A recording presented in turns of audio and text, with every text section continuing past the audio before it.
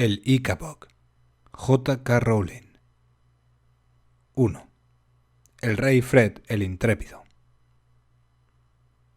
Había una vez un país diminuto llamado Cornucopia, gobernado por una larga dinastía de reyes rubios. El que ocupaba el trono en la época sobre la que escribo era Fred el Intrépido. Lo de El Intrépido lo había proclamado él mismo la mañana de su coronación, en parte porque le gustaba la grandilocuencia de la palabra, en parte porque una vez había conseguido cazar y matar una avispa, él solo, si contara a los 5 lacayos y al limpiabotas. El rey Fred el Intrépido llegó al trono aupado por una gran ola de popularidad. Tenía unos adorables rizos dorados y unos magníficos bigotes, y estaba espléndido con los calzones ceñidos, los jubones de terciopelo y las camisas con volantes que los varones acaudalados vestían en aquella época. Tenía fama de generoso, sonreía y saludaba con la mano a cualquiera con el que se topase, y había quedado tremendamente favorecido en los retratos que se habían distribuido por todo el reino para colgarlos en los ayuntamientos. Los habitantes de Cornucopia estaban felices con su nuevo rey y muchos creían que lo haría aún mejor que su padre, Richard el Honrado, quien, aunque nadie hubiese querido comentarlo en su momento, tenía los dientes bastante torcidos. En el fondo, el rey Fred se sintió aliviado al comprobar lo fácil que era gobernar Cornucopia. De hecho, parecía que el país funcionase solo. Casi todo el pueblo tenía comida en abundancia. Los comerciantes ganaban oro a mansalva, y los consejeros del trono se encargaban de resolver cualquier pequeño problema que pudiera surgir. Las obligaciones del rey se limitaban, pues, a sonreír a sus súbditos cuando salía en carroza y a ir de caza 5 veces por semana con sus 2 mejores amigos, Lord Spittleworth y Lord Flapoon. Spittleworth y Flapoon tenían extensas propiedades en el campo, pero les resultaba mucho más barato y les parecía mucho más divertido vivir en palacio con el rey, comiéndose su comida, cazando sus ciervos y asegurándose de que no se encariñaba con ninguna joven dama de la corte. No querían que se casara porque la presencia de una reina sin duda les aguaría la fiesta a ellos dos. Durante un tiempo, el apuesto y rubio Fred había mostrado interés por la morena y hermosa Lady Slanda, pero Spittleworth lo había persuadido de que era demasiado seria e intelectual para que el pueblo la aceptara como reina. Lo que el rey no sabía era que Lord Spittleworth estaba resentido con Lady Slanda porque él sí le había propuesto matrimonio y ella lo había rechazado. Lord Spittleworth era flaco, astuto e inteligente. Su amigo Flapoon tenía la cara colorada y estaba tan desmesuradamente gordo que hacía falta 6 hombres para subirlo a su enorme caballo castaño. No era tan avispado como Spittleworth, pero aún así era mucho más listo que el rey. Tanto Lord Spittleworth como Lord Flapoon eran expertos aduladores y cada vez que podían fingían asombrarse de lo bien que Fred lo hacía todo, desde montar a caballo hasta jugar a la pulga. Si Spittleworth tenía algún talento, era el de convencer al rey de que hiciera cosas que en realidad le convenían al propio Spittleworth, y si Flapoon tenía un don, era el de hacerle creer al monarca que no había nadie en el mundo que le fuera más leal que sus 2 mejores amigos. Fred pensaba que Spittleworth y Flapoon eran unos tipos estupendos. Lo animaban a organizar fiestas elegantes, elaboradísimos picnics y banquetes suntuosos. Entonces, Cornucopia era famosa allende sus fronteras por su gastronomía. Cada ciudad era conocida por sus productos típicos y cada uno de estos era el mejor del mundo. Situada en el sur del país, Shuxville, la capital, estaba rodeada de vergeles, campos de trigo dorado y reluciente y prados de un verde esmeralda donde pacían vacas lecheras de un blanco inmaculado. Las granjas producían la nata, la harina y las frutas, con la que los extraordinarios pasteleros de Shuxville preparaban su deliciosa repostería. Hacedme un favor.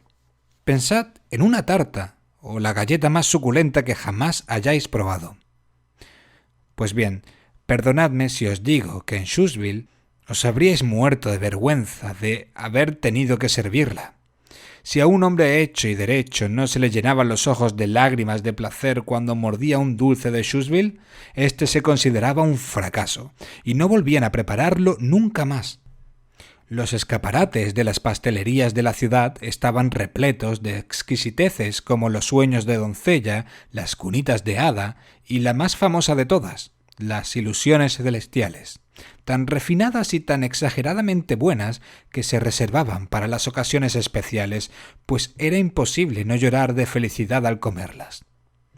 El rey Porfirio de la vecina Pluritania le había enviado al rey Fred una carta en la que le ofrecía la mano de cualquiera de sus hijas a su libre elección a cambio de un suministro vitalicio de ilusiones celestiales, pero Spittleworth le había aconsejado a Fred que se riera en la cara del embajador pluritano. Por bellas que sean sus hijas, ninguna lo es tanto como para cambiarla por ilusiones celestiales, Majestad. Al norte de Shushville había más prados verdes bañados por ríos de aguas transparentes donde se criaban vacas de un negro azabache y cerdos rosados y alegres. De ese ganado se alimentaban las ciudades gemelas de Kurtzburg y Baronstown, comunicadas por un puente de piedra que dibujaba un arco sobre el principal río de Cornucopia, el Fluma, por el que navegaban barcazas de vivos colores que transportaban mercancías de un extremo al otro del reino.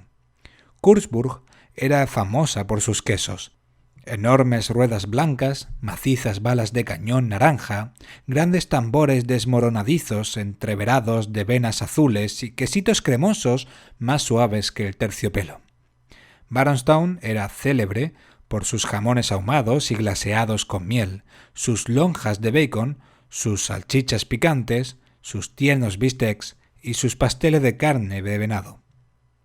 Los aromáticos humos que salían por las chimeneas de los hornos de ladrillo rojo de Baronstown se mezclaban con los olores que se escapaban de las queserías de Kurtzburg, y en 50 kilómetros a la redonda era imposible no salivar al olfatear aquel aire deliciosamente perfumado. A unas pocas horas al norte de Kurtzburg y Baronstown se extendían hectáreas de viñedos que daban unas uvas grandes como huevos que además eran dulces y jugosas. Y si uno seguía viajando el resto del día, llegaba a la ciudad del granito de Jeroboam, famosa por sus vinos. Del aire de Jeroboam solía decirse que podía emborracharlo a uno con solo pasear por la calle. Las mejores cosechas se vendían por miles y miles de monedas de oro, y había varios vinateros de Jeroboam entre los hombres más ricos del reino. Pero un poco más al norte sucedía una cosa muy extraña. Se diría que la tierra de Cornucopia, de una riqueza fabulosa, hubiese quedado exhausta tras producir los mejores pastos, el mejor trigo y las mejores frutas del mundo.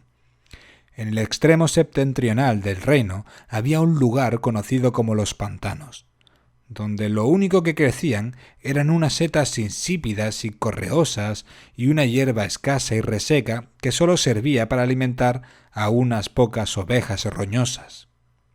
La gente que cuidaba de aquellas ovejas no tenía el aspecto lozano, pulcro, acicalado de los ciudadanos de Jeroboam, Baronstown, Kurtzburg o Shushville. Estaban demacrados y vestían con harapos. No podían vender sus desnutridas ovejas a buen precio ni en Cornucopia ni en el extranjero, así que muy pocos llegaban a deleitarse alguna vez con los vinos, quesos, carnes o dulces cornucopianos. El plato más habitual de los pantanos era un grasiento caldo preparado con las ovejas que, por ser demasiado viejas, ya no podían venderse. El resto de Cornucopia consideraba a los pantaneros gente rara, arisca, sucia y antipática.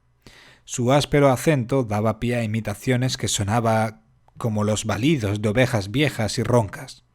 La rusticidad de sus maneras era motivo de innumerables chistes. Para los habitantes del resto del país, lo único memorable que jamás había salido de los pantanos era la leyenda del Ícabod,